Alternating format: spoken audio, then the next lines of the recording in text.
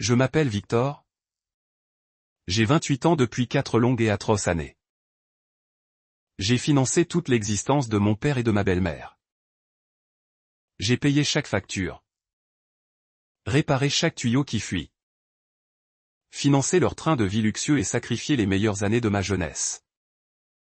Tout cela alors qu'ils me traitaient comme un chien errant qu'ils regrettaient profondément d'avoir recueilli. Le pire de tout s'est produit un mardi glacial de fin novembre. Je suis rentré complètement épuisé d'un service exténuant de 14 heures. Pour découvrir la cuisine inondée de manière violente. Des montagnes de déchets accumulés jusqu'à mes genoux. Et mon père en train de me hurler au visage. Il m'a dit que si j'étais si incroyablement intelligent, je n'avais qu'à payer mes propres factures et déguerpir de sa maison. Ils ont éclaté de rire pendant que je préparais mes valises au milieu de la nuit. S'imaginant sincèrement que je supplierais pour revenir dès que la dure réalité du monde réel me frapperait.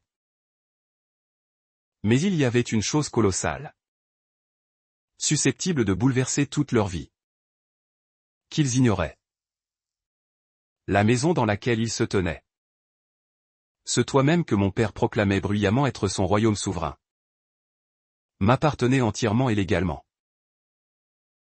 Et maintenant, alors que mon père fait face à une gigantesque poursuite pour fraude et d'or sur un matelas taché et cabossé à l'arrière d'un camion U-Haul de location, il supplie désespérément un pardon qu'il ne recevra absolument jamais.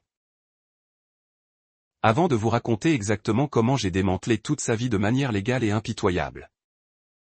Cliquez sur ce bouton « J'aime » si vous pensez que le respect se mérite et ne s'exige pas. Et n'oubliez pas de me dire d'où vous regardez dans les commentaires ci-dessous. L'air du nord du Michigan à la fin novembre a cette façon cruelle et impitoyable de vous transpercer les vêtements. Vous glaçant jusqu'aux os. Mais la température glaciale à l'extérieur n'était absolument rien comparée à l'atmosphère toxique et suffocante qui régnait à l'intérieur de cette maison coloniale à 2 étages. Je venais de terminer un correctif de serveur d'urgence à haut risque dans la société informatique où je travaillais en tant qu'analyste principal en cybersécurité. Mon salaire était objectivement excellent. Bien au-dessus de la moyenne pour un gars de mon âge. Si vous regardiez mon formulaire WE2, vous auriez pensé que je menais une vie d'un confort absolu. Mais vous ne l'auriez jamais deviné en regardant mon compte bancaire vide ou le vieux manteau d'hiver râpé de 3 ans sur mon dos. Chaque dollar supplémentaire que je gagnais allait directement au maintien à flot de notre maison familiale.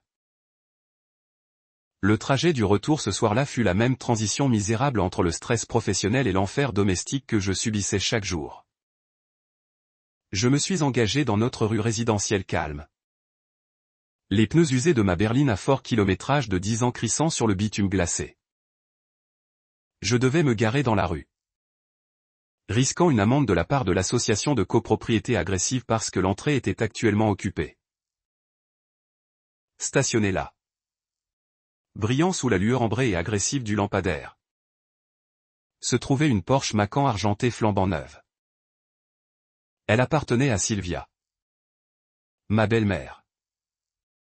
C'était moi qui payais la facture d'eau. La facture d'électricité. La facture de gaz. Les impôts fonciers et les factures d'épicerie exorbitantes. Mais Sylvia avait réussi, par magie, à convaincre mon père qu'elle avait désespérément besoin d'un VUS de luxe allemand pour se rendre à son emploi à temps partiel au salaire minimum dans une boutique locale. J'ai remonté le sentier en béton fissuré. Mon lourd polo de travail collant à mon dos de sueur froide et anxieuse malgré l'air mordant de l'hiver. J'ai ouvert la lourde porte d'entrée en chêne. Priant désespérément pour trouver au moins une maison calme et paisible. Au lieu de cela, l'odeur écrasante de déchets en décomposition, de bière éventée et de mildiou humide m'a frappé instantanément, me coupant le souffle. Je suis entré dans le couloir faiblement éclairé. L'évier de la cuisine débordait activement et violemment. De l'eau savonneuse et grasse cascadait sur les comptoirs en simili-cuir, s'infiltrant dans les armoires en bois et s'accumulant lourdement à la base des plaintes du sol en linoléum écaillé. La grande poubelle dans le coin était une véritable montagne de boîtes de plats à emporter graisseuses. De croûtes de pizza à moitié mangées. De bouteilles de vin vides et de serviettes froissées qui débordaient sur le sol et flottaient dans l'eau sale. Dans le salon adjacent. Le grand téléviseur à écran plat que j'avais acheté à mon père à Noël dernier diffusait une émission de télé-réalité trash au volume maximum. Mon père, Richard, était complètement affalé dans son fauteuil en cuir préféré. Il buvait une bière bon marché. Complètement inconscient de la destruction qui se produisait à 15 pieds de là. À côté de lui sur le canapé en cuir coûteux se trouvait Sylvia. Faisant défiler agressivement son téléphone intelligent de dernier modèle. Ses pieds parfaitement manucurés étaient posés sur la table basse en acajou. Tout près des clés scintillantes de sa Porsche. Mon demi-frère Julien. Le dabin d'or absolu de la famille. Était à l'étage dans sa grande chambre. Faisant exploser de la musique lourde en basse qui faisait violemment vibrer les luminaires du plafond au-dessus de ma tête. J'ai posé mon lourd sac d'ordinateur portable près de la porte d'entrée. Le bruit sourd ne les a même pas fait tressaillir. Je suis entré directement dans la cuisine. Mes bottes s'enfonçant dans l'eau. J'ai attrapé une pile de serviettes de magasin robustes sous le comptoir et je me suis immédiatement jeté sur le sol pour éponger le désordre qui s'étendait. Mes genoux ont traversé mon jean en quelques secondes. L'eau était glacée et sentait le vieux gras. Ma voix était tendue. Forcée. Mais calme. J'étais simplement trop fatigué mentalement et physiquement pour crier. Je voulais juste aller dormir. Mon père s'est levé si vite que son lourd fauteuil inclinable en cuir a basculé vers l'arrière et a frappé le mur de. Y laissant une bosse. Il a marché d'un pas lourd dans la cuisine. Ses bottes éclaboussant intentionnellement l'eau que j'essayais désespérément de nettoyer. Se dressant au-dessus de moi comme un nuage d'orage alors que je fusigeais le sol. Ne t'avise pas de débarquer ici en jouant les grands et les puissants. A-t-il aboyé. Sa voix résonnant sèchement sur les carreaux de la cuisine. Tu franchis cette porte avec un air misérable et arrogant chaque putain de jour. Tu penses que parce que tu as obtenu un diplôme chic. Que tu portes une chemise à col et que tu es assis devant un ordinateur toute la journée. Tu es meilleur que le reste d'entre nous. Tu penses que tu diriges les choses ici? Je me suis levé lentement. Mes articulations me faisant souffrir après cette longue journée. En jetant les serviettes sales et gorgées d'eau dans l'évier et en fermant enfin le robinet. Je me suis tourné pour lui faire face. Je n'ai pas dit ça. Richard. Je n'ai pas prononcé un seul mot pour dire que j'étais meilleur que quiconque. J'ai juste demandé pourquoi personne n'avait empêché l'eau de détruire complètement le plancher. Je paie les taxes foncières sur cet endroit. Je paie la facture d'eau. J'achète l'épicerie que vous mangez tous les deux chaque jour. Je veux juste une cuisine propre quand je rentre d'un service de 14 heures. Est-ce vraiment trop demandé? Sylvia a poussé un grand rire sarcastique depuis le salon. Sans même prendre la peine de lever les yeux de son écran lumineux. Oh. C'est reparti. Richard. Le grand Victor se plaint d'acheter quelques misérables provisions. Tu agis comme si tu nous possédais. Tu agis comme si tu étais l'homme de la maison. C'est pathétique. Tu n'es qu'un gamin. Mon père s'est approché. Envahissant mon espace personnel. Son visage prenant cette nuance pourpre familière et dangereuse. Les veines de son cou ont gonflé. Espèce de petit vaurien ingrat et irrespectueux. Tu as une chance inouïe de seulement pouvoir vivre sous mon toit. Mon toit. Mes règles. Tu les suis à la lettre où tu fais face à de graves conséquences. Si tu ne peux pas supporter ça. Voilà la porte. En fait, Si tu es si incroyablement intelligent. Si tu es un tel génie financier. Pourquoi ne paies-tu pas tes propres factures et ne vas-tu pas vivre ailleurs? Hors de ma vue. J'en ai assez de te regarder. Je l'ai regardé. Je l'ai vraiment profondément regardé. Pendant les 24 premières années de ma vie. Sa colère m'aurait fait tomber l'estomac dans les talons. Je me serais excusé de manière instinctive et pathétique. J'aurais nettoyé la cuisine pour qu'elle soit impeccable. J'aurais sorti les poubelles. Réparé le mur et viré tranquillement un autre chèque de $500 sur leur compte conjoint le lendemain matin juste pour arrondir les angles et acheter quelques jours de paix fragile. Mais debout là. Sentant l'eau glacée et grasse s'infiltrer à travers mes chaussettes. Quelque chose au plus profond de ma poitrine s'est brisé net. La lourde ficelle invisible de l'obligation et de la culpabilité qui m'attachait à cette dynamique toxique s'est tout simplement dissoute dans les airs. J'ai regardé son visage rouge et furieux. J'ai regardé la posture indifférente et arrogante de Sylvia sur le canapé. Et j'ai réalisé avec une clarté absolue que je ne ressentais plus rien pour eux. Plus d'amour. Plus de peur. Juste un vide froid et calculateur. J'ai gardé ma voix complètement monocorde. Totalement dépourvue de la peur et de la soumission dont il se nourrissait activement. Je lui ai tourné le dos. Je suis sorti de la cuisine. J'ai monté les escaliers et je suis entré directement dans ma chambre. J'ai tiré mon grand sac de voyage en toile du placard et j'ai commencé à faire mes valises. Je bougeais avec une efficacité robotique. Je n'ai pas pris les meubles de chambre coûteux que j'avais achetés avec mon propre salaire. Je n'ai pas pris la télévision.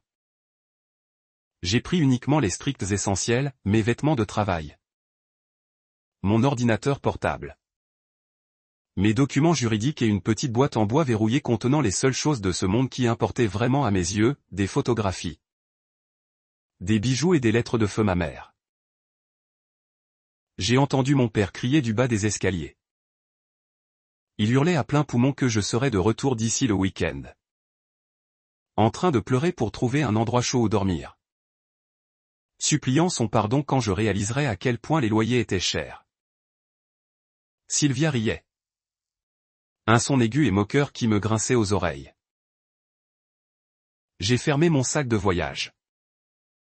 Je l'ai jeté sur mon épaule et je suis descendu les escaliers. Je suis passé juste devant lui. Sans croiser son regard. Et je suis sorti par la porte d'entrée sans dire un seul mot. La lourde porte d'entrée s'est refermée derrière moi. Résonnant plus fort qu'un coup de feu dans le quartier calme et gelé. J'ai démarré ma voiture. Mis le chauffage à fond et je suis parti dans la nuit sombre et enneigée. Je me suis garé dans un motel bon marché pour séjour prolongé à la lisière désolée de la ville. J'ai tendu ma carte de crédit au réceptionniste fatigué. J'ai payé une semaine à l'avance et j'ai verrouillé la porte de la chambre 114 derrière moi. J'ai jeté mon sac. Je me suis assis sur le bord de ce lit de motel aux motifs floraux et bosselés. Fixant le papier peint écaillé. Et j'ai pris une grande respiration tremblante. Le silence dans la chambre était assourdissant. Pour la première fois de toute ma vie d'adulte. L'air semblait pur. Je pensais que le pire était terminé. Je pensais que quitter cette maison était la partie la plus difficile du voyage. J'avais tellement tort. Pour bien saisir l'ampleur de la tempête qui s'apprêtait à frapper mon père. Il faut comprendre le socle de mensonges absolus. D'abus financiers et de manipulation émotionnelle sur lequel il avait bâti toute sa vie. La véritable tragédie de notre famille n'a pas commencé ce mardi glacial dans la cuisine inondée. Elle a commencé exactement 10 ans plus tôt. Debout devant un cercueil lors de funérailles. Ma mère, Elena, était le ciment qui tenait tout notre monde chaotique ensemble. Lorsqu'elle est décédée des suites d'une maladie soudaine et agressive alors que je n'avais que 18 ans. La lumière de notre maison s'est éteinte de manière définitive avec elle. C'était une femme brillante. Calme et incroyablement résiliente qui voyait clair à travers la façade constante de mon père. Son arrogance étourdissante et ses profondes et pathétiques insécurités. Elle était comptable de profession. Gérait les finances familiales d'une main de fer. Entretenait méticuleusement la propriété et me protégeait de sa nature contrôlante et autoritaire. Lorsqu'elle est disparue, j'ai eu l'impression que toute la gravité de mon monde s'évanouissait, me laissant flotter dans un cauchemar sombre et sans fin. Les funérailles ont été un flou angoissant de costumes noirs, de casseroles bon marché et de fausses sympathies de la part de proches qui ne s'étaient déplacés que pour la nourriture gratuite. Mon père a joué le rôle du veuf éploré à la perfection pour les caméras et la famille élargie, s'épongeant les yeux secs avec un mouchoir et parlant du vide qu'elle laissait. Mais le deuil profond qu'il affichait n'a pas duré longtemps. Moins d'1 an après sa disparition, Richard a épousé Sylvia. Sylvia était une femme qui exigeait le train de vie fastueux d'un millionnaire sur le budget maigrelet d'un directeur moyen de quincaillerie. Elle a emménagé. A immédiatement jeté le magnifique décor vintage de ma mère. A redécoré la maison avec des meubles bon marché, criards et recouverts de miroirs. Et a commencé à me traiter moins comme un fils que comme de la main-d'œuvre à bon marché. Dès l'instant précis où Julien est né, la dynamique dans la maison a changé de manière permanente et violente. Julien était l'enfant roi absolu. Le bébé miracle qui ne pouvait absolument rien faire de travers. Je suis devenue la gardienne d'enfants attitrés. La bonne non rémunérée. Le bouc émissaire désigné pour chaque mineur inconvénient est, finalement, la principale source de revenus de tout le foyer. Mon père a perdu son poste de gestionnaire quand j'avais 22 ans à la suite d'une violente dispute avec son directeur de district. Au lieu de mettre à jour son CV et de se chercher un nouveau travail comme un adulte responsable, il s'est simplement déclaré officiellement à la retraite. Sylvia travaillait à temps partiel dans une boutique haut de gamme. Mais son salaire allait entièrement à ses sacs à main de design, à ses coûteux rendez-vous hebdomadaires au salon de coiffure et à maintenir les apparences avec ses amis fortunés et superficiels du country club qu'il n'avait pas les moyens de fréquenter. Il n'avait absolument aucune économie. Leur plan de retraite, leur régime de retraite, leur filet de sécurité, c'était tout moi. Dès que j'ai obtenu mon diplôme et décroché mon premier vrai emploi bien rémunéré dans l'industrie technologique, les exigences ont commencé. Au début, cela a été présenté comme de petites faveurs temporaires. Victor, peux-tu couvrir la facture d'électricité ce mois-ci? Le chèque de l'État est en retard dans le courrier. Ou, Victor, peux-tu aller chercher les courses de la semaine chez Walmart? On est un peu serré en ce moment.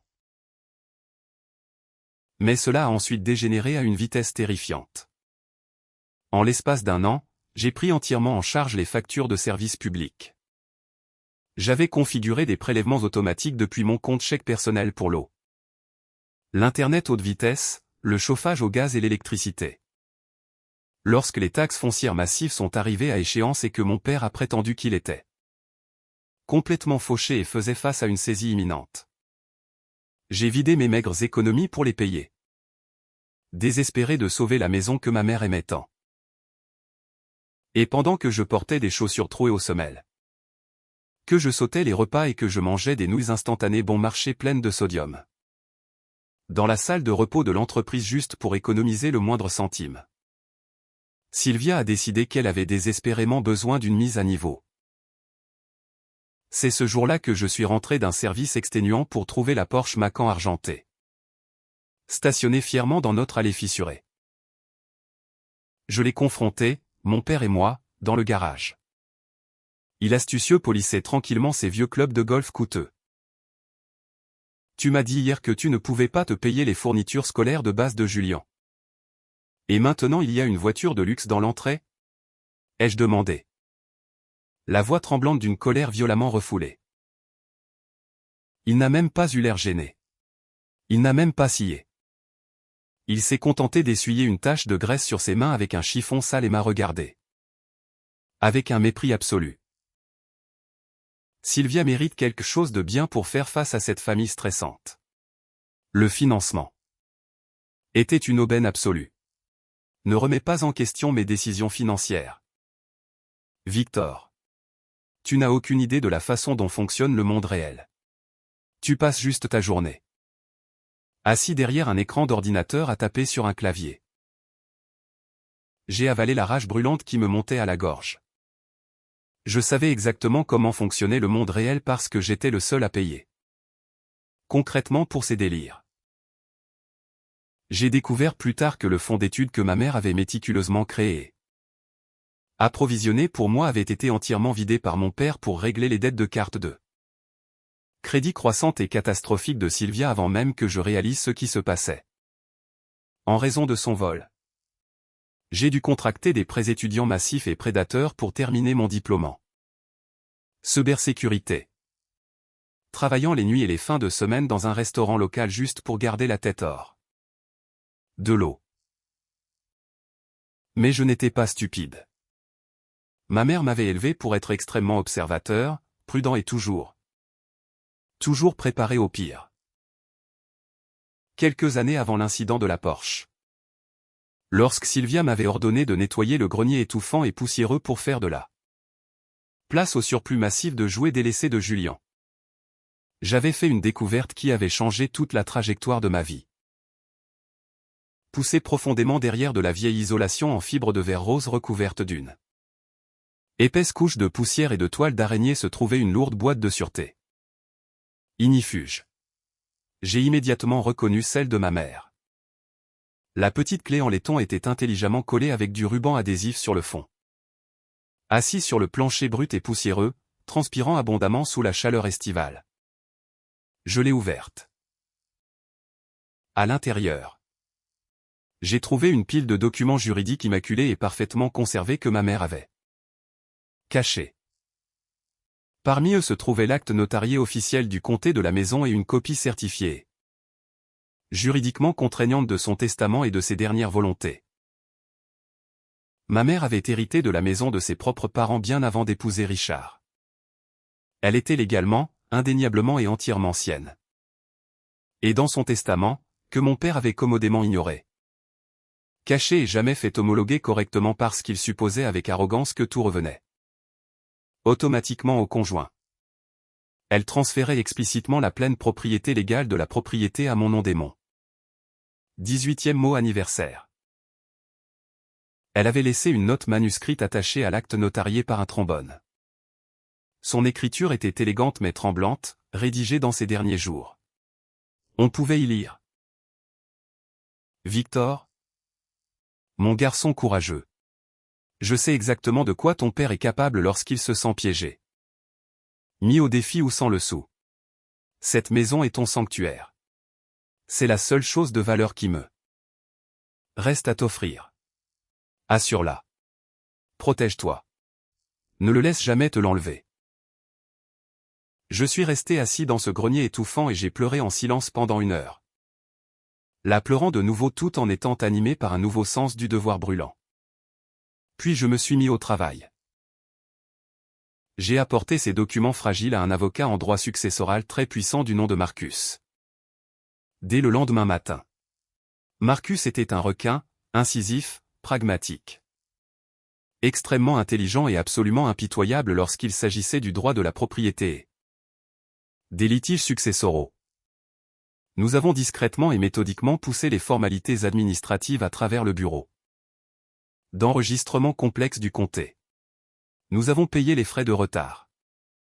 Nous avons déposé les avis car mon père n'avait jamais pris la peine de vérifier le statut juridique de la propriété depuis des années, complètement aveuglé par sa propre autosuffisance. Ignorant totalement que la maison lui appartenait en propre depuis 4 ans. J'avais payé les impôts fonciers exorbitants à mon nom. J'en détenais le titre. La maison était à moi. Je n'en ai jamais parlé. Je ne l'ai jamais brandi comme une arme lors de nos disputes. Je l'ai gardé comme mon ultime filet de sécurité absolue.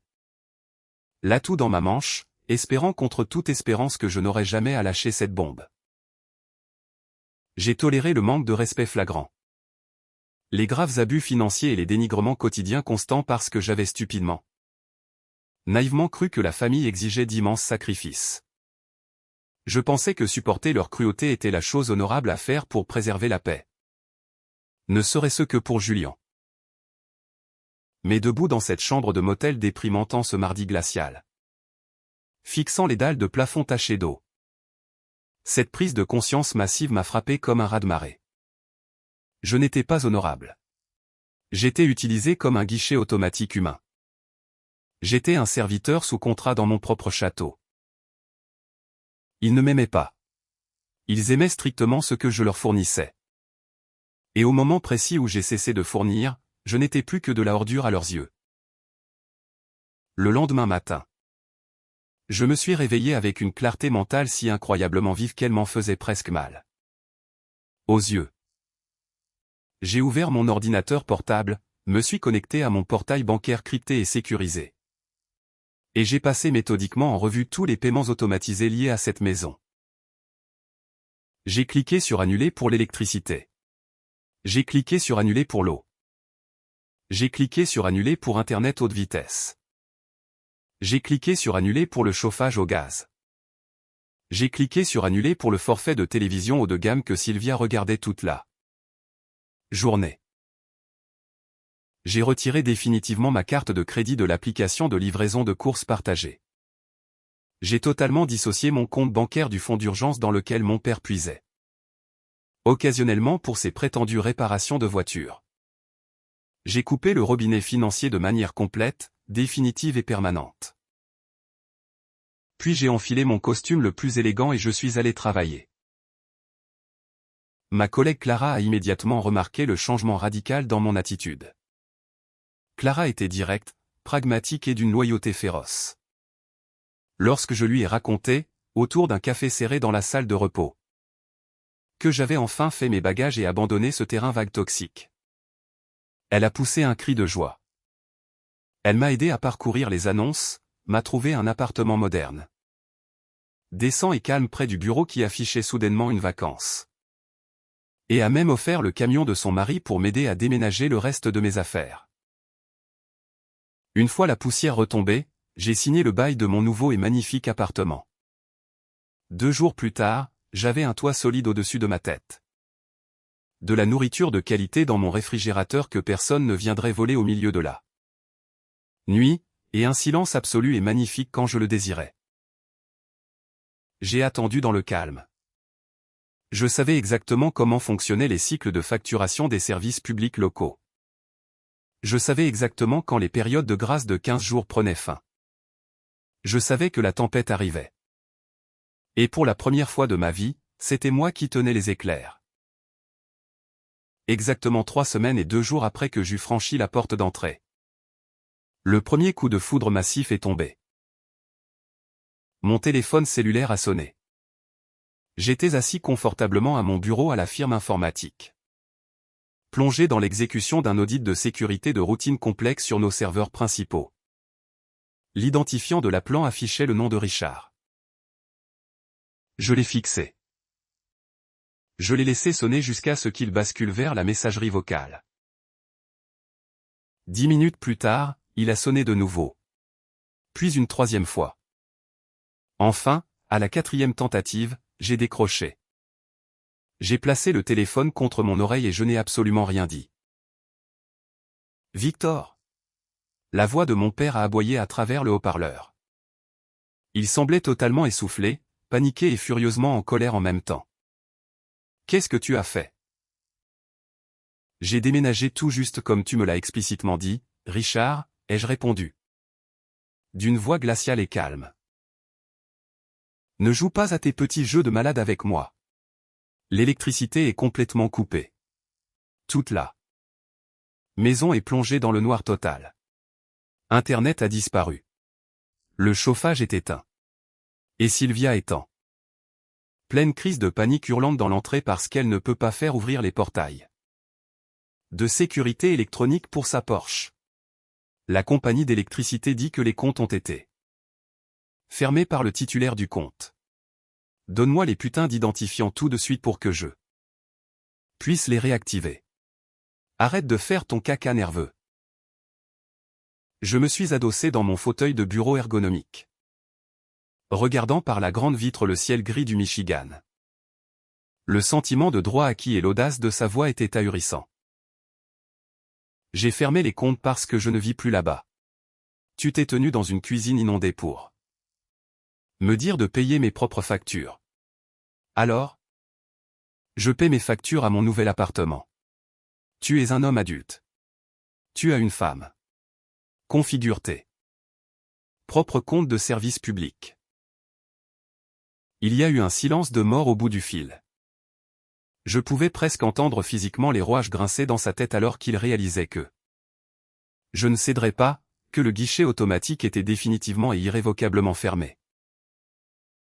Es-tu complètement fou, a-t-il finalement explosé, sa voix se craquelant sous la panique. Julien a des devoirs en ligne majeurs à rendre ce soir pour ses cours. Toute la nourriture coûteuse dans le congélateur va pourrir d'ici demain matin. Tu es en train de geler ta propre famille par pure rancune. Sylvia est littéralement en train de pleurer dans la cuisine en ce moment. Dans le noir. Dis à Sylvia qu'elle peut utiliser les phares de sa Porsche de luxe pour lire un livre. Ai-je dit froidement, ressentant un sombre sentiment de satisfaction. Et Julien peut aller dans un café local pour faire ses devoirs comme tout le monde. Tu me voulais. Dehors. Je suis dehors. Débrouille-toi tout seul. J'ai raccroché le téléphone. Mon cœur battait contre mes côtes comme un marteau-piqueur. C'était à la fois terrifiant et grisant. Je suis allé directement dans les paramètres de mon téléphone pour bloquer son numéro pour le reste de la journée de travail. Mais les répercussions ne faisaient que commencer. Et ce que mon père a fait ensuite a prouvé exactement qui il était au fond de lui-même. Au lieu d'assumer ses responsabilités, d'avaler sa fierté et d'ouvrir simplement des comptes à son propre nom, il a essayé de forcer les compagnies de services publics à rétablir le service à mon nom, invoquant frauduleusement une urgence médicale dans la maison. Mais lorsqu'il a appelé la compagnie d'électricité, il s'est heurté à un mur de bureaucratie massif et impénétrable. J'ai découvert cela plus tard dans l'après-midi lorsque la compagnie d'électricité m'a envoyé un courriel de notification prioritaire concernant une tentative de piratage de compte. Étant donné que j'étais le seul propriétaire légal de la propriété selon les registres du comté, les services publics exigeaient une preuve de propriété, comme un acte de propriété ou un contrat de location signé et valide, pour ouvrir de nouveaux services à cette adresse spécifique. Mon père n'avait ni l'un ni l'autre. Il a tenté de crier sur les représentants du service à la clientèle, insistant sur le fait qu'il était le propriétaire. Mais les dossiers fiscaux publics qu'ils ont consultés correspondaient à mon nom, Victor, et non au sien. Ils ont refusé de rallumer la lumière. 2 jours plus tard, j'ai reçu un courriel d'une adresse inconnue. Je l'ai ouvert. C'était de la part de Sylvia. L'objet disait en lettres majuscules, « Tu détruis cette famille ». Le courriel était un bloc de texte massif, décousu et truffé de fautes d'orthographe. Elle m'accusait d'être un sociopathe au sens littéral. Elle prétendait que j'étais profondément jaloux du potentiel de Julien et que j'essayais de la punir. D'avoir rendu mon père heureux après la mort de ma mère. Mais la partie la plus révélatrice et pathétique était enfouie en plein milieu de sa diatribe frénétique. Elle écrivait. Ton père me blâme pour les problèmes d'argent. Il me crie dessus à propos des paiements de la voiture. Il ne cesse de parler de divorce si nous perdons la maison parce qu'il n'a plus un sou en poche. Tu dois régler ça tout de suite et remettre le courant avant qu'il ne me fasse quelque chose de radical. Elle le balançait instantanément sous le bus pour sauver sa propre peau. Le couple parfait et aimant se fissurait et s'effondrait complètement sous la pression d'une Véritable responsabilité d'adulte. J'ai transféré le courriel directement à mon avocat Marcus juste pour conserver une trace écrite. Solide. Je ne lui ai pas répondu. Je les ai laissés s'entre-déchirer dans le noir glacial. D'ici la fin de la semaine.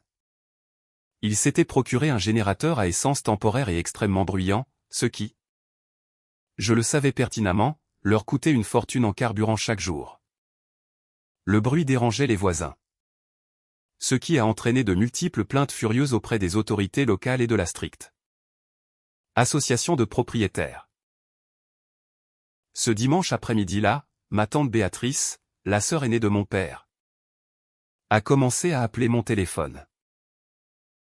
Béatrice avait toujours été une manipulatrice hors pair. Elle se présentait au monde comme la douce tante attentionnée qui voulait simplement que tout le monde s'entende bien et cuisine des biscuits pour l'action de grâce. Mais elle prospérait au milieu des drames familiaux toxiques et prenait toujours, sans exception, le parti de mon père, encourageant ses pires comportements. Victor, chérie, ça a été bien trop loin, a-t-elle déclaré lorsque j'ai enfin répondu à son appel. Sa voix suintait une fausse sympathie mielleuse. Ton père est tellement stressé que sa tension artérielle est au plafond. Il dit que tu as piraté ses comptes bancaires et que tu lui as volé de l'argent avant de partir. Et maintenant tu les gèles illégalement hors de la maison. Tu dois venir et t'excuser. La famille. C'est la famille, Victor. On se pardonne les uns les autres. J'ai serré le volant de ma voiture jusqu'à ce que mes jointures deviennent d'un blanc éclatant. Il t'a dit que je lui avais volé de l'argent? Eh bien. Il a dit que ses comptes sont complètement vides et que c'était toi qui gérais les ordinateurs. A déclaré Béatrice en baissant la voix sur un ton conspirateur. Je sais que tu souffres depuis que ta chère mère est décédée, mais le vol est un crime grave. Victor. Tu pourrais aller en prison. Rétablis juste le courant. Excuse-toi auprès de Richard et il n'appellera pas la police. J'ai réussi à le calmer. Il tissait un récit complètement fabriqué et malveillant. Il essayait activement de ruiner ma réputation professionnelle et personnelle auprès de toute notre famille élargie pour dissimuler le fait humiliant qu'il était complètement fauché sans mon chèque de paie pour subventionner sa vie. Il me dépeignait en criminel pour masquer sa propre incompétence massive. Tante Béatrice, ai-je dit, en gardant ma voix dangereusement basse et stable. Je n'ai pas volé un seul centime à cet homme. J'ai simplement cessé de payer ses factures avec mon salaire durement gagné. C'est l'exacte vérité. Si tu choisis de croire ces mensonges pathétiques, ne m'appelle plus jamais. J'ai mis fin à l'appel et j'ai bloqué son numéro immédiatement. La trahison a touché une corde très sensible. Non pas de la part de Béatrice, je m'y attendais de sa part, mais de la réalisation de la distance que mon père serait prêt à franchir pour maintenir sa façade de contrôle absolu. Il était parfaitement disposé à détruire définitivement ma réputation, à risquer ma carrière en cybersécurité juste pour sauver la face. Je suis rentré directement à mon appartement. J'ai ouvert mon ordinateur portable et je suis entré en guerre.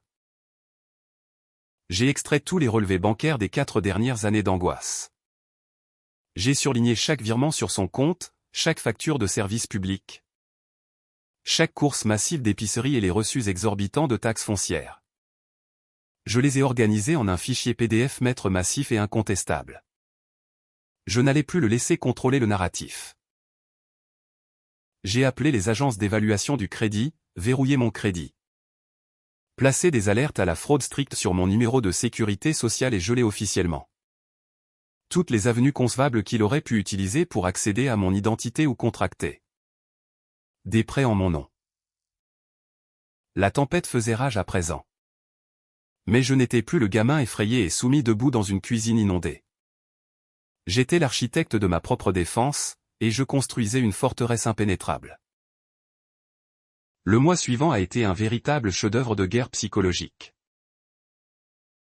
Je me suis installé dans mon nouvel appartement et je l'avais décoré exactement comme je le voulais. Minimaliste, propre, incroyablement calme et je me suis fortement concentré sur ma carrière. L'absence profonde de cris constants, de manipulation émotionnelle et d'anxiété financière invalidante m'a permis de prester à un niveau de travail que je n'avais jamais atteint auparavant. Mon patron, un directeur strict mais extrêmement juste, a remarqué ma productivité en forte hausse et ma concentration de fer.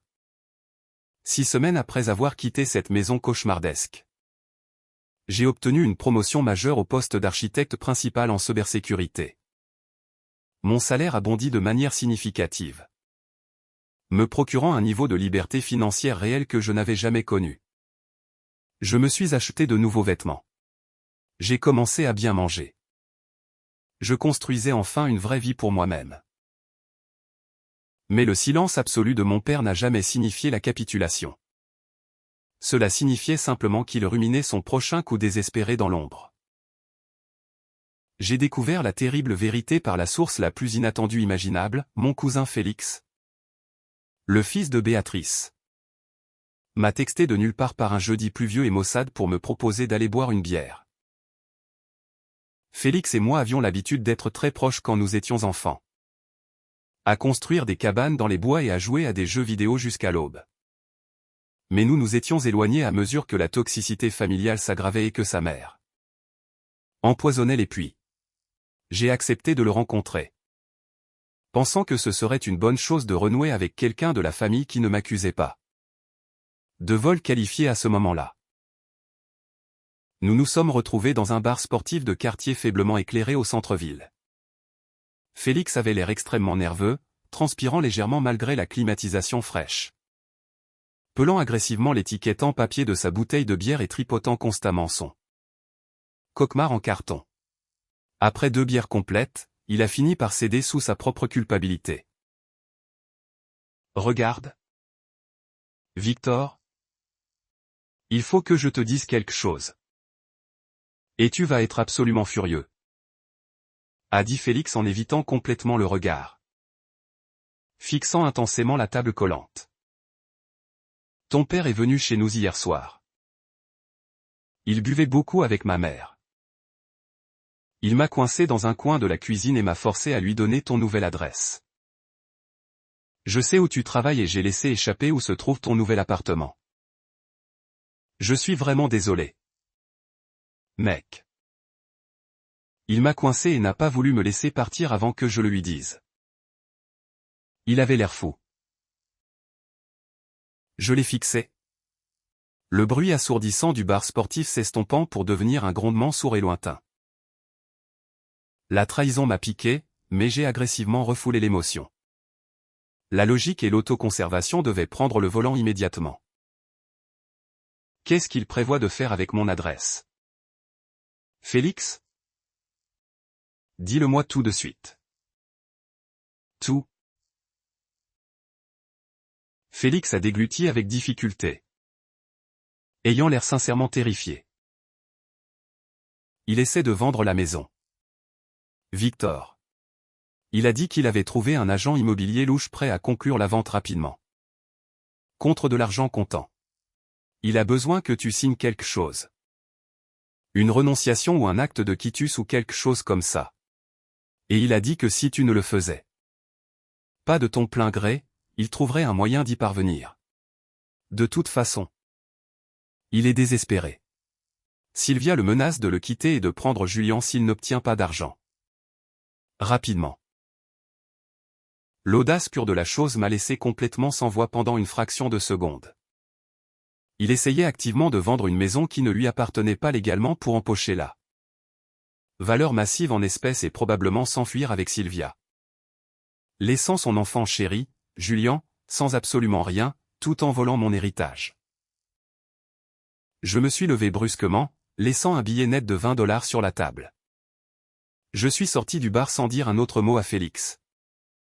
Suis monté dans ma voiture et ai immédiatement appelé Marcus, mon avocat. Je lui ai expliqué toute la situation chaotique alors que j'étais assis dans ma voiture sur le stationnement, le moteur tournant au ralenti et les essuie-glaces chassant la pluie. Il ne peut pas vendre légalement la propriété sans ta signature notariée sur les documents de clôture, a affirmé Marcus d'un ton factuel, sa voix calme et profondément professionnelle. Le bureau d'enregistrement signalerait le cas immédiatement lors de la recherche obligatoire du titre. C'est légalement impossible à moins qu'il ne forge ma signature, ai-je rétorqué. Mon esprit passant en revue toutes les possibilités. Il a des boîtes de vieux documents avec ma signature dans le sous-sol. Il connaît des gens corrompus dans cette ville. S'il trouve un notaire louche ou un agent immobilier affamé de commission et désespéré, pourrait-il entamer la démarche et bloquer le titre dans un litige? Marcus a marqué une pause. La gravité de la situation s'enfonçant au téléphone. Ce serait un cas de fraude immobilière flagrante, Victor. Un crime fédéral grave. Mais oui. Il pourrait essayer de la mettre en vente.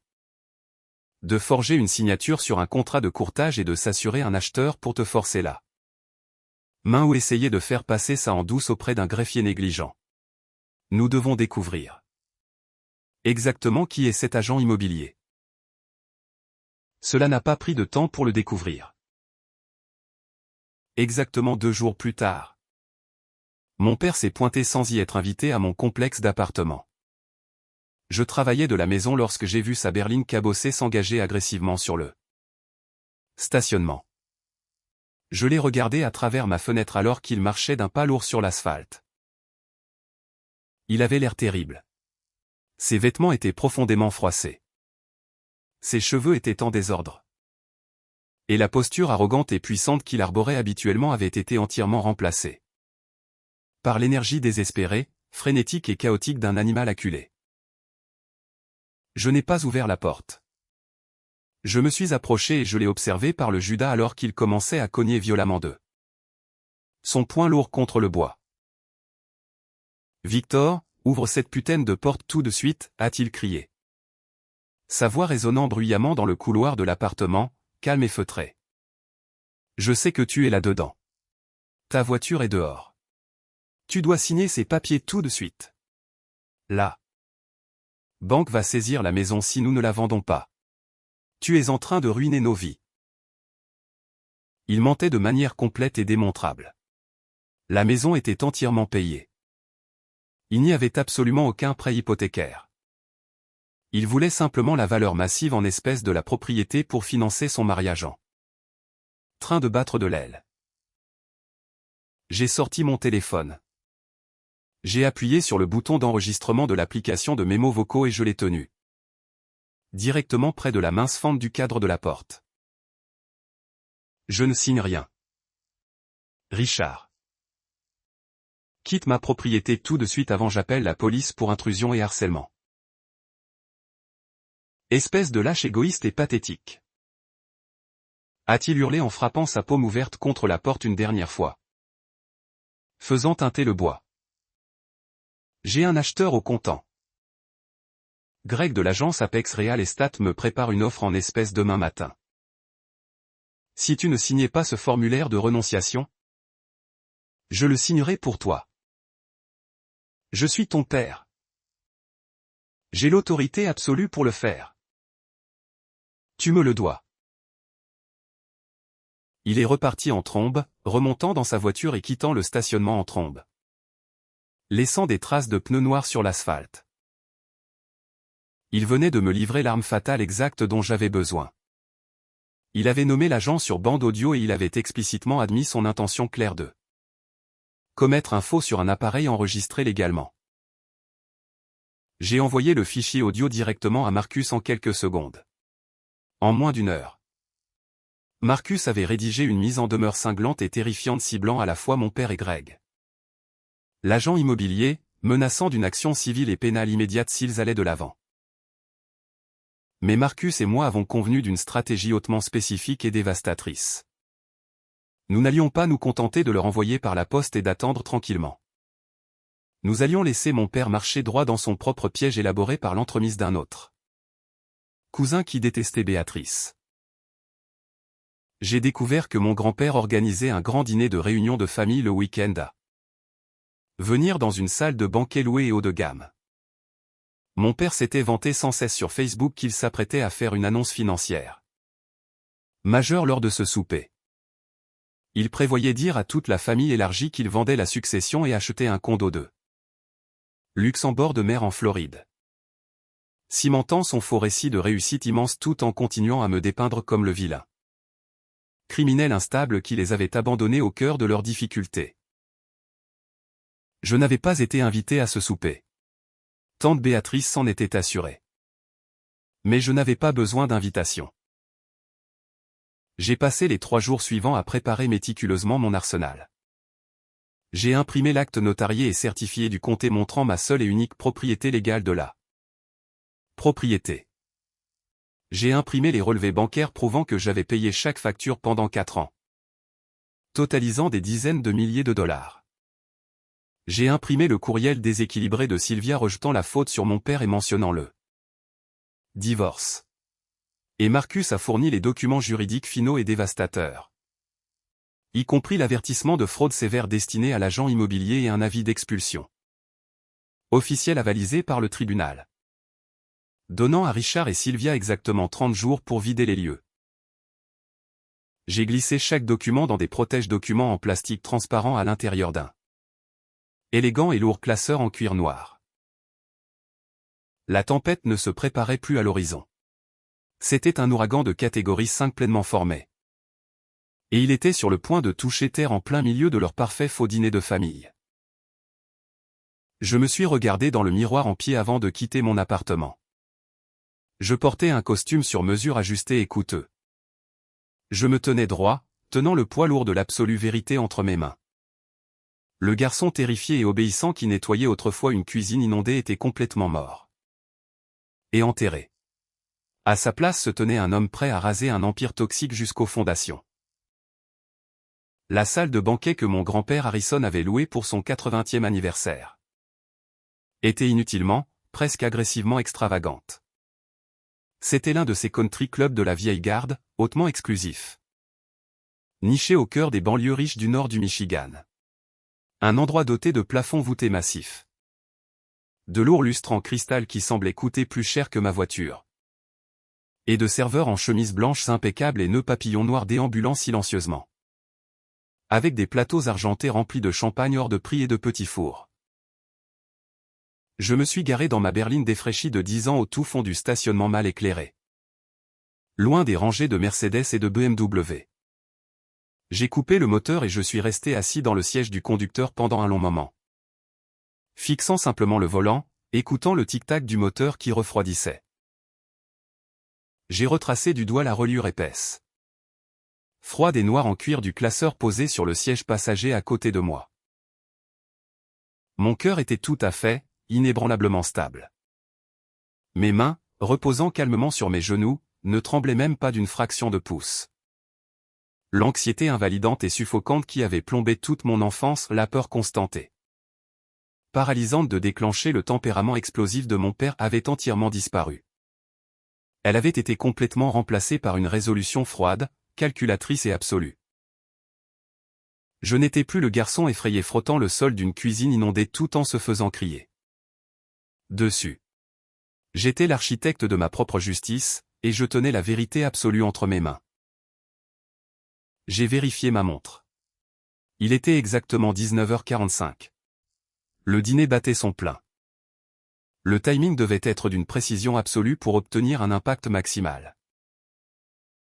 Je suis sorti de la voiture dans l'air nocturne, glacial et mordant. J'ai boutonné la veste de mon complet gris anthracite ajusté. J'ai serré le lourd classeur en cuir sous mon bras et j'ai marché vers l'entrée principale illuminée du country club. Je suis entré par les lourdes doubles portes en acajou riche, en faisant un signe de tête polie à l'hôtesse confuse qui se tenait au pupitre. Et je me suis faufilé silencieusement au fond de la vaste salle à manger aux échos résonnants. La pièce était comble avec au moins 60 membres de notre famille élargie. Tantes, oncles, cousins germains et parents éloignés venus de 3 États différents étaient tous présents.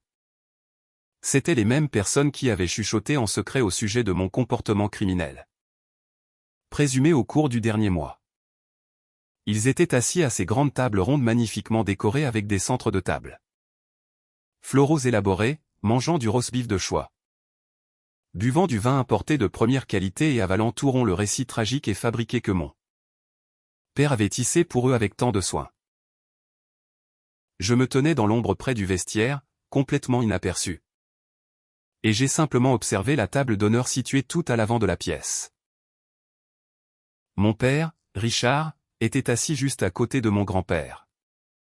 Richard portait un complet bleu marine flambant neuf que je savais pertinemment qu'il ne pouvait s'offrir sans maximiser encore une autre carte de crédit à taux d'intérêt élevé. Ses cheveux étaient gominés en arrière et il arborait ce large sourire charmeur et faux qu'il réservait toujours à son public. Sylvia était assise tout près de lui, vêtue d'une robe à sequins bruyante et inappropriée, ruisselante de bijoux de pacotille qu'elle essayait désespérément de faire passer pour de vrais diamants auprès de ses riches parents. Elle faisait tourbillonner un grand verre de vin rouge foncé, riant bruyamment et de manière odieuse à une blague qu'un invité de la table voisine venait de lancer. Julien, mon demi-frère, était assis à l'autre bout de la table, voûté et rivé à l'écran de son téléphone intelligent, ignorant complètement la réunion de famille au complet et ayant l'air totalement misérable.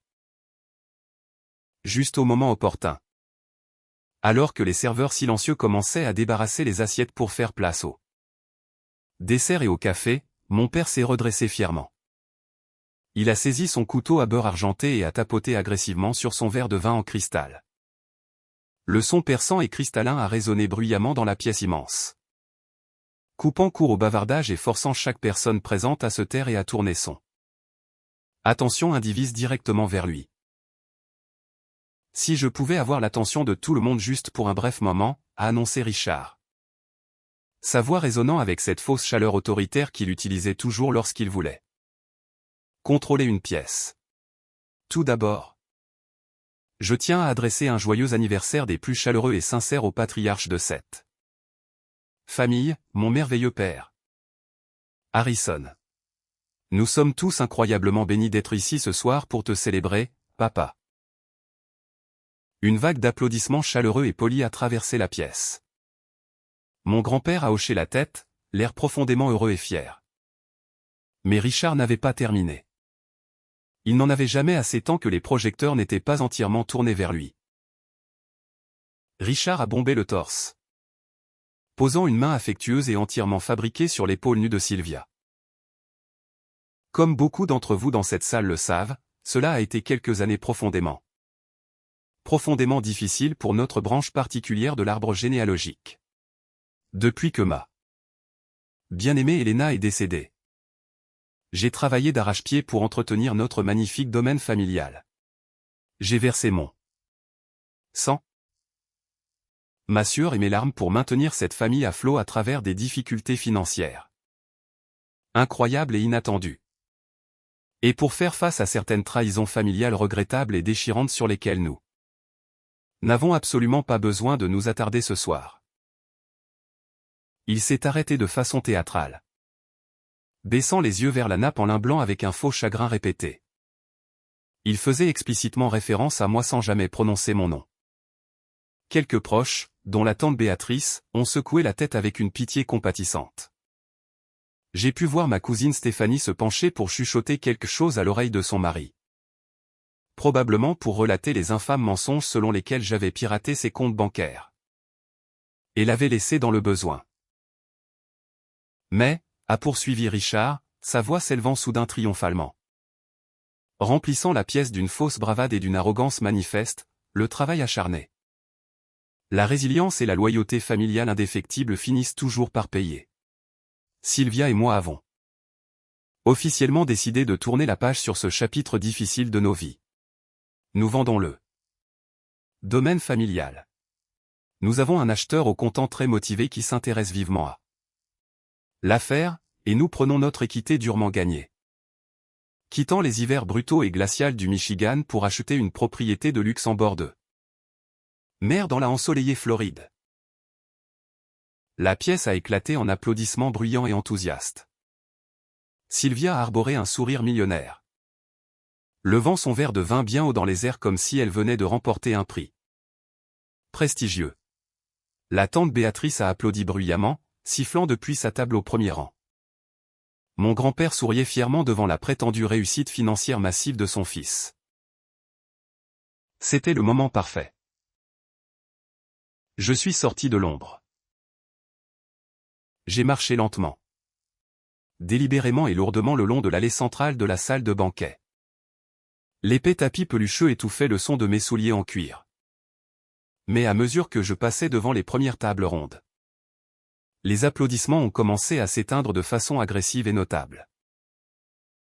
L'un après l'autre, les têtes se sont tournées.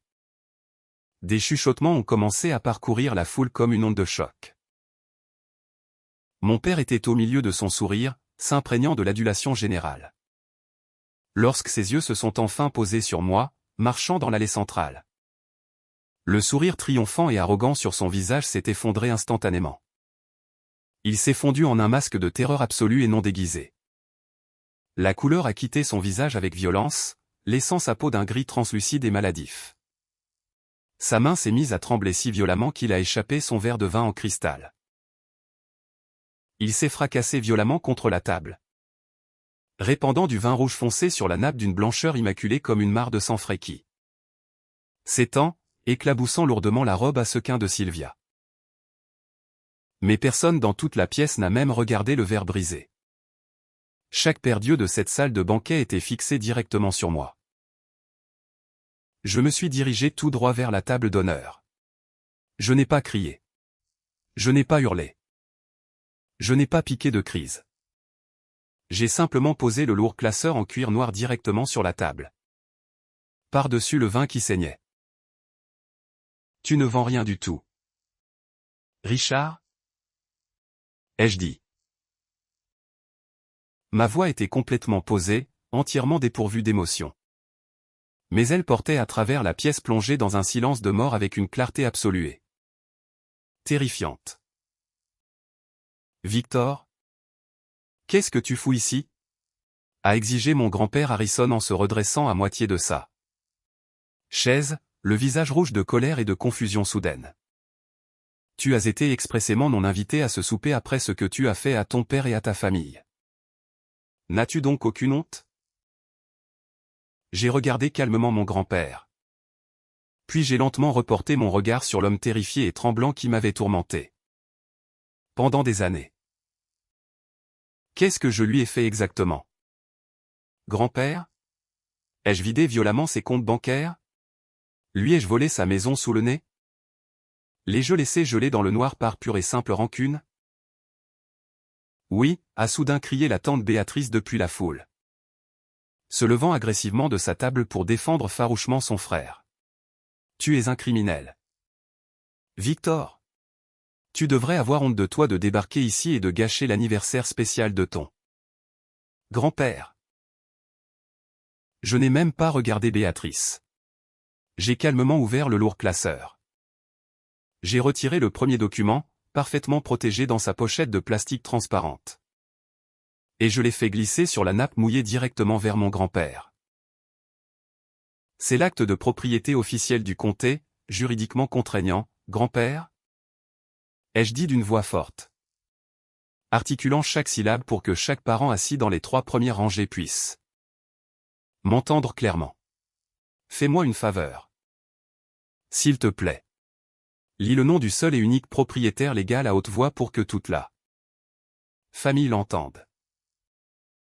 Harrison a froncé profondément les sourcils, complètement confus. Il a rajusté ses lunettes de lecture cerclées d'or sur son nez. Ses vieilles mains tremblant légèrement alors qu'il ramassait le document juridique lourd. Il a fixé le papier. Il a cligné des yeux avec force.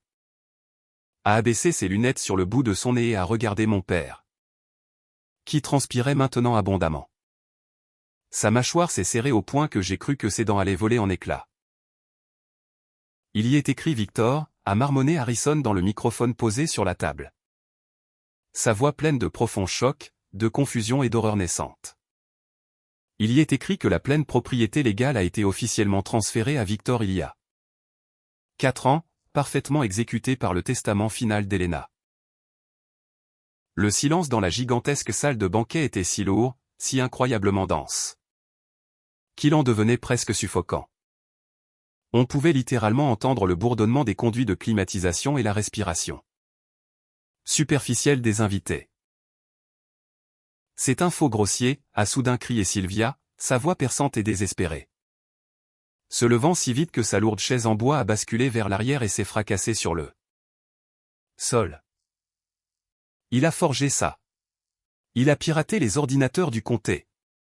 C'est un type de la cybersécurité. Il sait comment fabriquer des documents. Richard, fais quelque chose. Appelle la police tout de suite. Je l'ai ignorée complètement. Elle n'était que du bruit pathétique. J'ai plongé la main dans le classeur et j'ai sorti la pile massive de 2 pouces d'épaisseur de relevés bancaires imprimés pour les assommer sur la table en bois avec un bruit sourd. Ce sont mes dossiers bancaires personnels vérifiés des 4 dernières années d'angoisse. Ai-je annoncé en projetant ma voix jusqu'au fond de la pièce. J'ai méticuleusement surligné chaque paiement massif d'impôts fonciers. Chaque facture d'eau. Chaque facture d'électricité. Chaque facture de gaz et chaque livraison d'épicerie exorbitante qui vous a gardé en vie pendant que vous étiez assis sur le canapé à vous plaindre. Plus de 60 000 $ de mon salaire durement gagné. Entièrement drainé pour subventionner votre faux train de vie luxueux pendant que mon propre fonds d'études était volé par cet homme. Ferme ta putaine de gueule, a finalement explosé Richard. La pure panique prenant le pas sur sa logique. Il a bondi en avant par-dessus la table, essayant de saisir violemment le classeur et les papiers. Renversant une assiette de nourriture. Je me suis facilement écarté hors de sa portée. J'ai sorti mon téléphone intelligent de la poche de mon veston. Il y a 2 jours. Richard est venu agressivement à mon appartement. Il a frappé violemment à ma porte et a exigé que je signe un faux acte de quitus pour pouvoir vendre illégalement une maison qui ne lui appartient pas à un acheteur au comptant nommé Greg d'Apex Real Estate. Lorsque j'ai refusé de participer à son crime, il a proféré une menace très spécifique enregistrée. Je veux que toute la famille entende exactement quel genre d'homme Richard est vraiment derrière les portes closes. J'ai appuyé sur lecture du fichier audio. Maintenant le haut-parleur de mon téléphone directement contre le microphone de la table. La voix enregistrée, furieuse et agressive de mon père a résonné bruyamment à travers les haut-parleurs de la salle de banquet massive, rebondissant sur les lustres en cristal. J'ai un acheteur au comptant aligné. Si tu ne signais pas ce formulaire de renonciation, je le signerai pour toi. Je suis ton père. J'ai l'autorité absolue pour le faire. Toute la pièce a poussé un hoquet collectif. C'était le son de 60 personnes voyant toute leur perception de la réalité voler en éclats. Simultanément. Béatrice a physiquement couvert sa bouche de ses 2 mains. Trébuchant en arrière et s'effondrant lourdement sur sa chaise. Mon grand-père a abaissé lentement l'acte. Regardant Richard avec un niveau de dégoût profond et d'horreur que je n'avais jamais vu auparavant. Sur un visage humain. Cet enregistrement est une confession directe d'intention de commettre une fraude immobilière et un crime fédéral de faux, ai-je annoncé, glissant mon téléphone dans ma poche en douceur. J'ai regardé directement les yeux paniqués et fuyants de Richard. Le roi était complètement nu. Mon avocat, Marcus, a déjà déposé une mise en demeure formelle auprès de la commission immobilière de l'État contre toi. Et ton agent véreux. Le bureau du procureur de district recevra une copie certifiée de cette bande. Lundi matin concernant la poursuite. Richard a ouvert la bouche, mais absolument aucun son n'en est sorti. Il était complètement, totalement paralysé par la vérité. De plus, ai-je dit en me penchant légèrement en avant. Ma voix baissant d'un ton pour prendre un murmure calme et mortel que le microphone sensible captait. Toujours à la perfection. Le dernier document de ce classeur est un avis d'expulsion de 30 jours approuvé par le tribunal et exécuté légalement. Vous avez exactement 1 mois pour vider vos ordures de ma maison. Ou le shérif du comté vous jettera physiquement, toi et ta fausse femme, sur le gazon de l'avant. Je n'ai pas attendu sa réponse. Je n'avais pas besoin d'entendre ces excuses pathétiques. Ces crises inévitables ou ces supplications désespérées et manipulatrices. J'avais lâché la vérité absolue comme une bombe nucléaire au centre exact de leur faux univers. Fabriqués, et j'allais les laisser brûler dans les retombées radioactives. Je lui ai tourné le dos et j'ai remonté lentement et avec assurance l'allée centrale de la salle 2. Banquet. Personne n'a essayé de m'arrêter. Personne n'a crié. Béatrice n'a pas prononcé un seul mot. Toute la famille est simplement restée là à fixer dans un silence de mort absolu tandis que la grande illusion de Richard le pourvoyeur volait en éclats en un million de morceaux irréparables. Faisons une pause un instant. Merci d'être resté avec moi jusqu'ici. Vous êtes vraiment extraordinaire. S'il vous plaît. Aidez-moi en aimant la vidéo et en commentant le chiffre ainsi dessous pour que je sache que vous avez été ici avec moi jusqu'à ce point. Cela aide non seulement plus de gens à découvrir cette histoire, mais me fait également savoir que mes expériences signifient quelque chose pour quelqu'un. Votre soutien est la plus grande motivation pour moi de continuer à partager la suite de ce voyage. Les retombées immédiates de la confrontation au souper d'anniversaire ont été rapides, brutales et incroyablement satisfaisantes. Le silence de mort absolu qui m'a suivi hors du country club n'a pas duré très longtemps. Au moment où j'ai atteint ma voiture dans le stationnement sombre et glacial, je pouvais déjà entendre les bruits assourdis et chaotiques de cris agressifs, de vociférations et de bris de verre provenant de l'intérieur de la salle de banquet. La famille était en train de le déchiqueter activement. Je suis retourné à mon appartement calme, paisible et incroyablement sûr. Je me suis versé un verre de bourbon hors de prix et j'ai dormi pendant 10 heures d'affilée sans me réveiller une seule fois. C'était le meilleur sommeil absolu que j'avais connu en 10 ans. Le marteau de la justice est tombé officiellement et impitoyablement le lundi matin. Marcus, mon avocat, n'a pas gaspillé une seule seconde du calendrier. Exactement à 8 heures. Un huissier de justice en uniforme et sans fioriture a remonté le chemin en béton fissuré de ma propriété et a remis en main propre à Richard l'avis d'expulsion formelle et juridiquement contraignant de 30 jours. Selon mes anciens voisins, qui n'ont pas hésité à me texter activement les mises à jour en temps réel après avoir enduré pendant des semaines le générateur à essence incroyablement bruyant de Richard. Ce dernier a complètement perdu la tête sur le perron. Il se tenait sur la pelouse avant en peignoir sale, criant agressivement après l'huissier, exigeant de parler à un gérant comme si le système judiciaire du comté était un magasin de détail. Dans un accès de pure illusion et de panique, il a réellement sorti son téléphone, a composé le 911 et a exigé que la police locale vienne arrêter l'huissier pour intrusion sur sa propriété. 2 voitures de patrouille locale sont arrivées en 10 minutes, sirènes hurlantes. Les policiers, ayant l'air incroyablement agacés, ont examiné les documents d'expulsion tenus par l'huissier. Ils ont consulté les registres des impôts fonciers du comté sur leur système de répartition numérique directement dans l'allée et ont vérifié immédiatement que moi, Victor, j'étais le seul propriétaire légal du domaine. Ils ont poliment mais très fermement informé mon père qu'il s'agissait strictement d'une affaire civile, qu'il était légalement classé comme un occupant indésirable et hostile, et que s'il ne libérait pas les lieux entièrement dans exactement 30 jours, il reviendrait avec plaisir avec une ordonnance du tribunal pour exécuter un verrouillage physique, changer les serrures et l'arrêter pour intrusion criminelle. La terrifiante réalité absolue de sa situation l'a finalement écrasé à ce moment précis. Mais la trahison ultime et la plus douloureuse ne venait ni de moi ni de la police. Elle est venue directement de Sylvia. Sylvia était une créature de pure commodité, de vanité et de luxe. Elle n'avait épousé mon père que parce qu'il projetait avec assurance l'image d'un veuf stable de la classe moyenne supérieure avec une belle maison entièrement payée et un compte de retraite bien garni.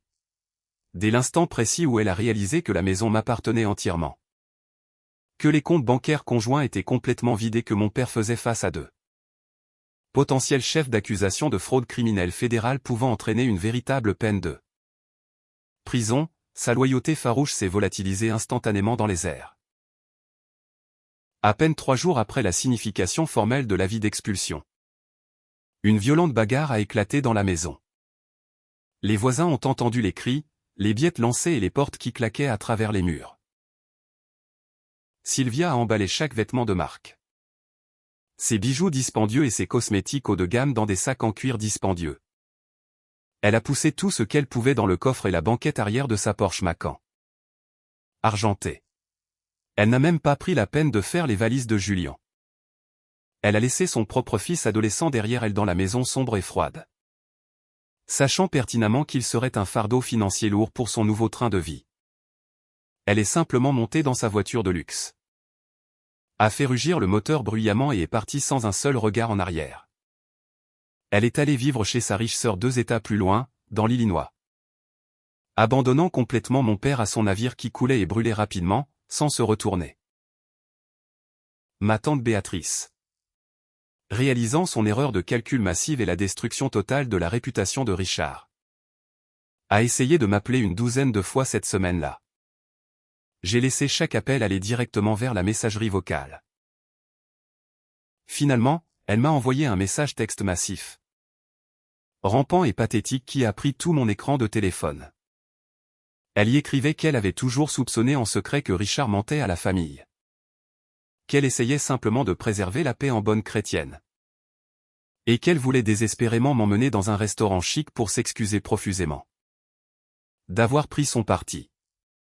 Elle tentait désespérément de réécrire l'histoire pour s'assurer d'être du côté gagnant et financièrement stable des dynamiques familiales. Je lui ai répondu par une simple et unique phrase dévastatrice.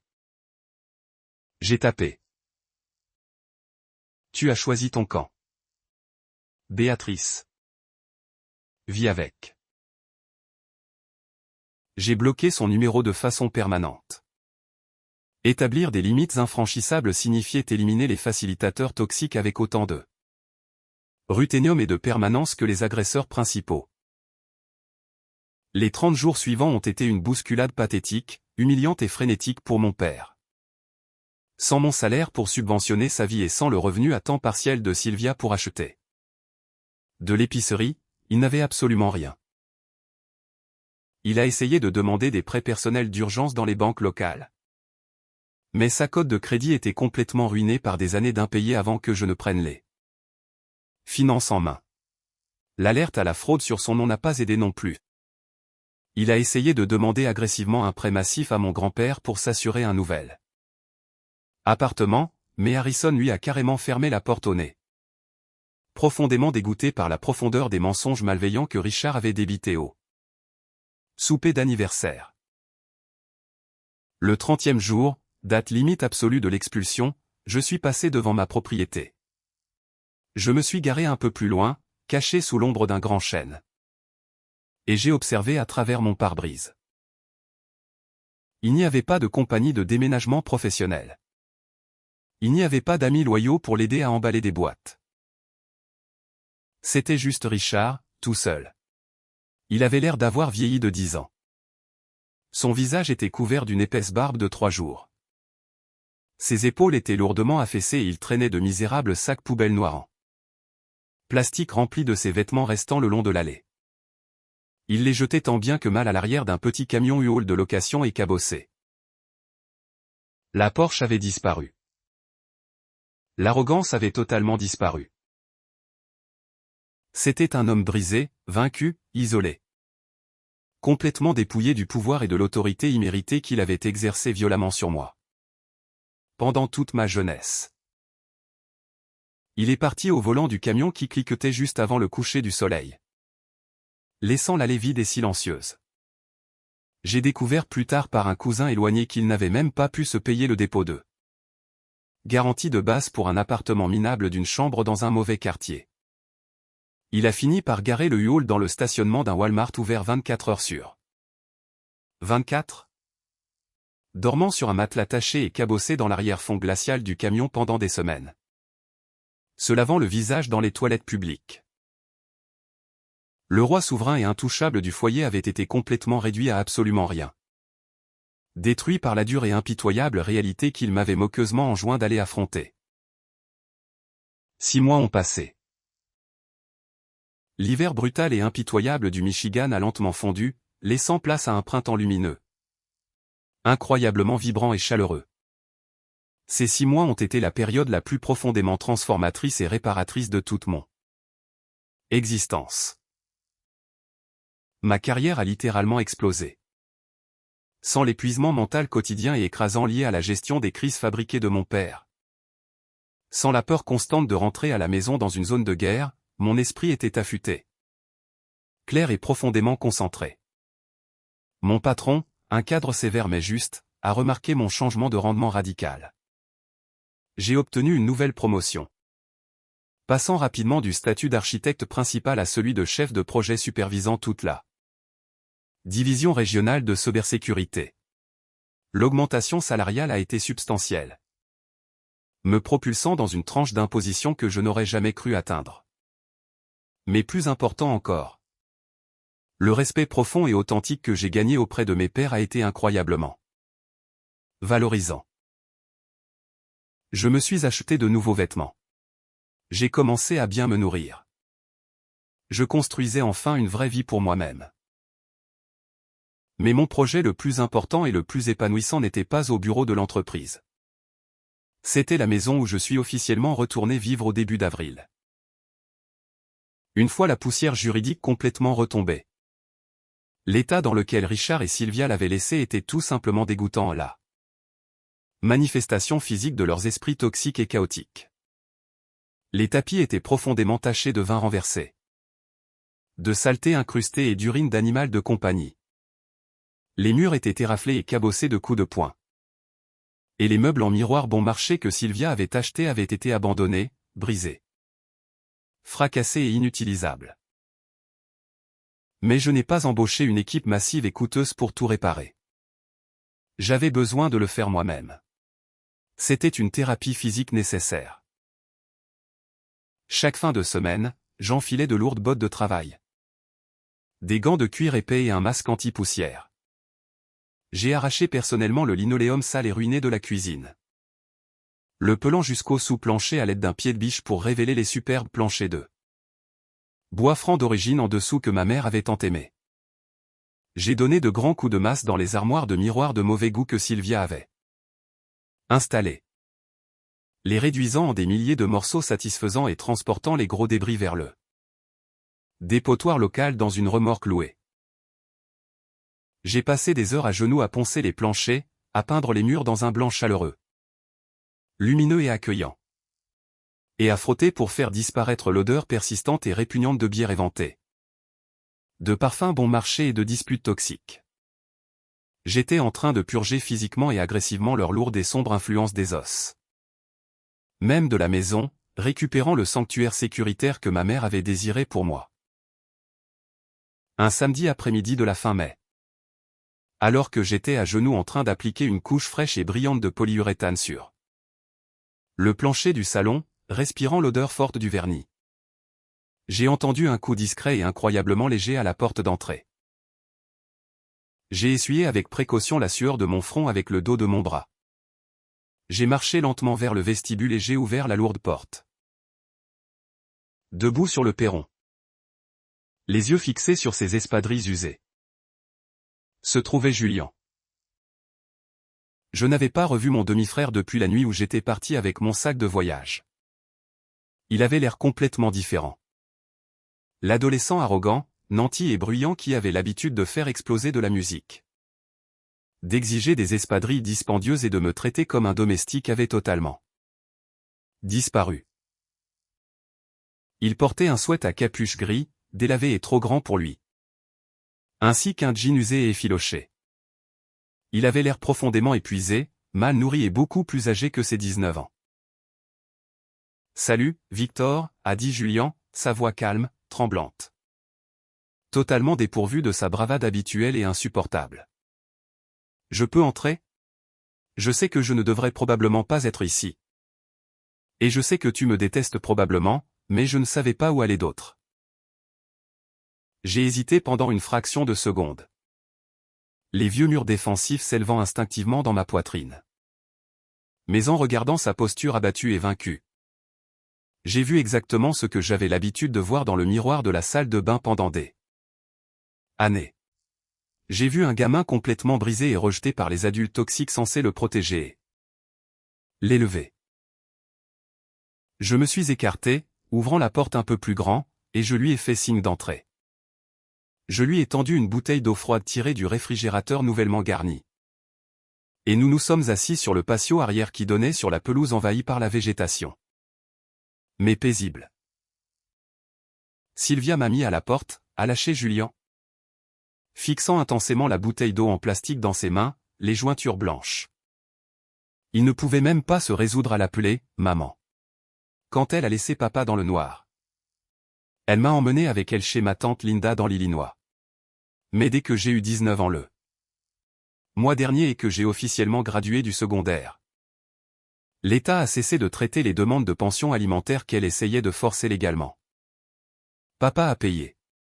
Elle a réalisé qu'elle ne pouvait plus utiliser mon existence pour obtenir de l'argent. Alors, elle m'a dit que je devais commencer à lui verser $1000 par mois de loyer ou déguerpir dans la rue.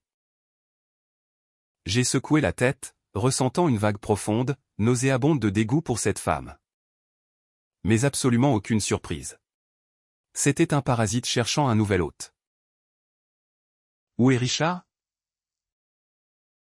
Il vit dans un parc de maisons mobiles délabré et incroyablement déprimant à 2 heures d'ici, a dit Julien, la voix se craquelant légèrement, retenant des larmes. Il travaille comme gardien de nuit au salaire minimum dans un vaste entrepôt d'expédition. Il boit de la vodka bon marché toute la journée. J'ai essayé de prendre un bus pour aller là-bas pour rester avec lui. Mais il m'a juste hurlé dessus à travers la moustiquaire de la porte. Il m'a blâmé, Sylvia et moi, d'avoir ruiné sa vie parfaite. Il m'a dit que j'étais bon à rien et de m'en aller. Julien a fini par lever les yeux vers moi. Ses yeux étaient cernés d'un rouge en colère et dévasté. L'enfant roi suprême avait enfin été dépouillé de son plaquage d'or. Et il vivait la même réalité brutale, impitoyable et narcissique du père que j'avais enduré pendant toute ma jeunesse. Victor, je suis vraiment désolé, a dit Julien, les larmes finissant par couler sur ses joues pâles. Je suis tellement, incroyablement profondément désolé pour la façon dont je t'ai traité toutes ces années. Je pensais que tu n'étais que le grand frère grognon et méchant qui nous détestait sans raison. Sylvia et papa n'arrêtez pas de me dire que tu étais incroyablement cupide. Que tu thésaurisais un salaire massif loin de la famille pendant que nous luttions. Je ne réalisais pas que tu étais le seul à maintenir les lumières allumées. Je ne réalisais pas que tu me protégeais du fait de savoir à quel point nous étions réellement fauchés. J'étais un gamin gâté et aveugle.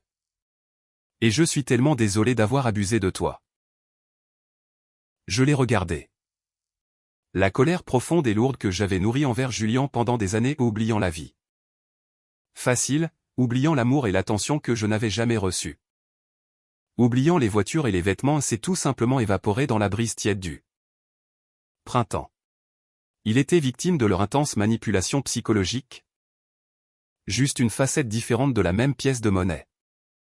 Ils avaient ruiné sa perspective de la réalité et compromis son autonomie tout aussi mal qu'ils avaient essayé de détruire mon estime de moi.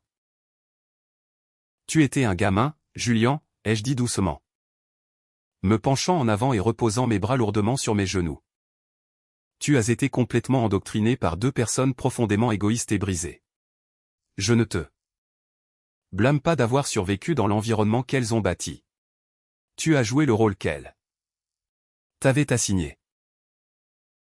Je ne lui ai pas immédiatement offert une chambre permanente dans la maison. Des limites infranchissables devaient toujours être respectées, et il avait désespérément besoin d'apprendre à se tenir debout sur ses propres pieds dans le monde réel. Mais je lui ai offert une bouée de sauvetage solide et authentique. Je ne peux pas te laisser vivre ici à temps plein, lui ai-je dit honnêtement, le regardant droit dans les yeux. Mais il y a un poste vacant de soutien technique d'entrée dans ma firme de cybersécurité. Ça paie un salaire de subsistance décent et honnête. Et cela comprend des avantages sociaux complets. Si tu es prêt à baisser la tête, à apprendre les ficelles du métier et à travailler dur, je recommanderais personnellement ton profil au responsable du recrutement pour l'entrevue. Tu pourras dormir sur mon divan du salon pendant exactement un mois pendant que tu économiseras tes premier chèque de paie pour un dépôt de garantie sur ton propre appartement. Julien m'a regardé comme si je venais de lui remettre un billet de loterie gagnant. Il a hoché la tête vigoureusement, désespérément, s'essuyant les yeux avec la manche effilochée de son sweat à capuche. Je travaillerai plus dur que n'importe qui d'autre dans tout cet immeuble, Victor. Je te le jure. Je ne te laisserai pas tomber. Merci. Il a emménagé dès le lendemain et, fidèle à sa parole, il a changé du tout au tout. Le sentiment de droit toxique avait été brûlé par la réalité. Il m'a aidé à rénover la maison chaque soir après le travail sans jamais se plaindre une seule fois. Nous avons peint les murs ensemble. Nous avons réparé la plomberie défectueuse ensemble. Et lentement, prudemment, nous avons réellement bâti une relation saine et authentique. Une fraternité fondée sur la vérité absolue, un traumatisme partagé et le respect mutuel.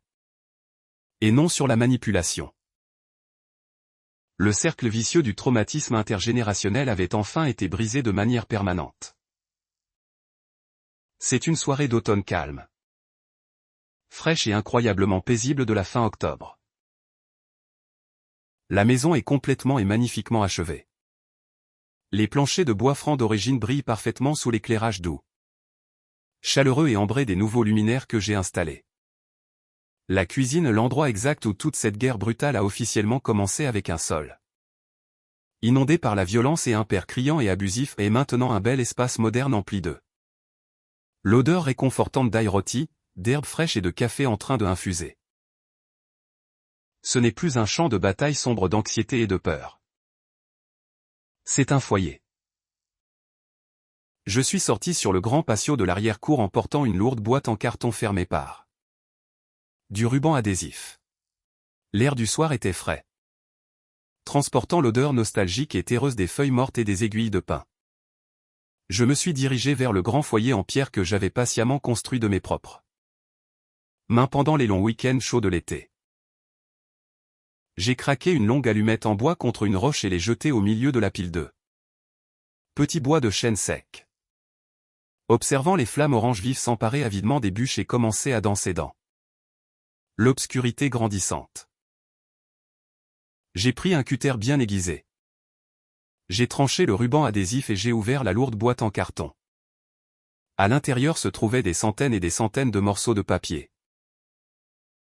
C'étaient les vestiges physiques et tangibles de mes 4 années d'esclavage financier absolu et d'abus émotionnel.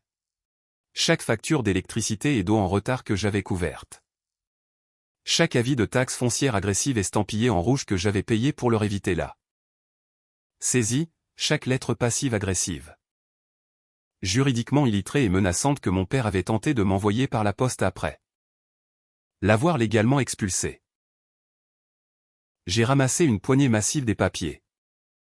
J'ai regardé l'écriture rude et dentelée de Richard sur l'une des enveloppes exigeant de l'argent qu'il estimait lui être dû. Je n'ai ressenti absolument rien. Pas de colère, pas de tristesse, pas de culpabilité persistante, pas de peur. Juste une paix profonde, impénétrable et magnifique.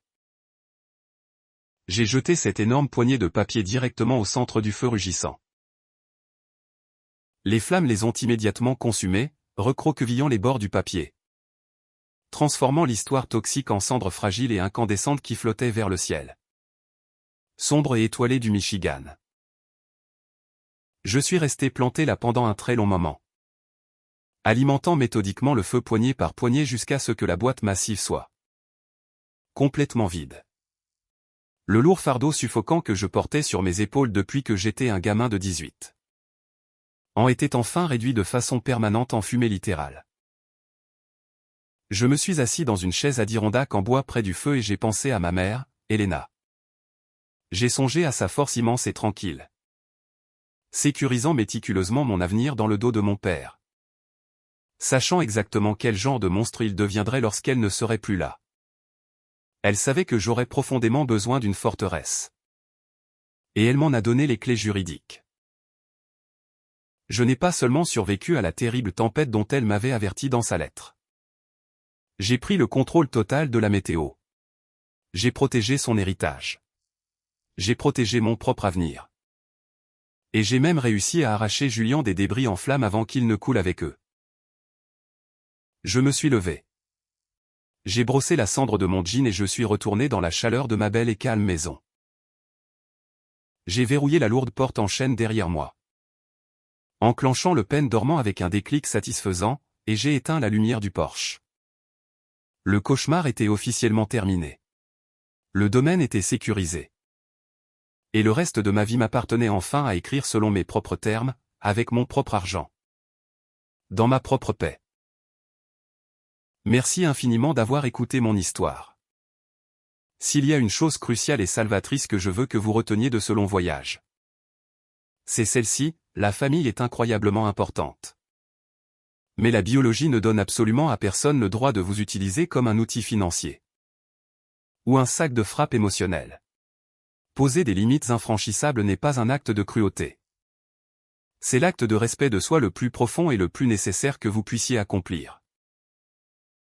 Parfois, la chose la plus aimante que vous puissiez faire pour vous-même est de vous éloigner légalement et émotionnellement des gens qui refusent complètement de voir votre valeur.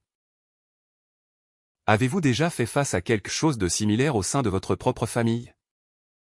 Avez-vous déjà dû couper les ponts avec quelqu'un de toxique pour sauver votre propre peau? Partagez votre histoire dans les commentaires ci-dessous.